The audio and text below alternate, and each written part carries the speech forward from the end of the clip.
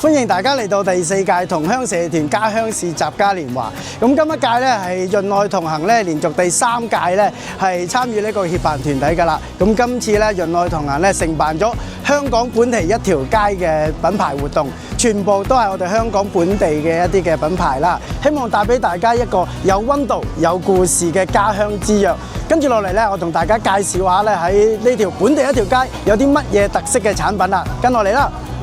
好啦，咁我哋嚟到童真醬油呢個攤位啦。咁啊，大家咧見到咧，全部都係我哋童真醬油嘅本地製作嘅一啲嘅醬油啦。咁有超過100年嘅本地特色㗎啦。豬腳薑，如果你屋企人中意食嘅話，記得嚟到童真呢個攤位嗰度咧買翻份翻屋企啦。好啦，跟住嚟到咧就係嚟住鯉魚門嘅紹香園啦。咁咧大家都見到啦，我哋有全部都係純天然製造嘅一啲嘅食品啦，真係好遠心喎！呢一個夠晒遠心嗱，大家記得嚟到紹香園呢度咧買翻個雞仔餅，同埋咧有好多特色，全部都係天然製造嘅一啲嘅食品。好啦，咁啊呢一站咧我哋嚟到明輝蝦片啦，咁啊大家睇睇我手上邊呢一個嘅蝦片啦。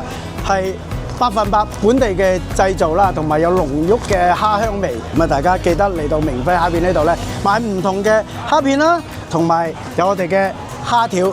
大家記得絕對係一個本地製造嘅牌子，希望大家咧都可以支持下我哋香港本地嘅一啲嘅製作。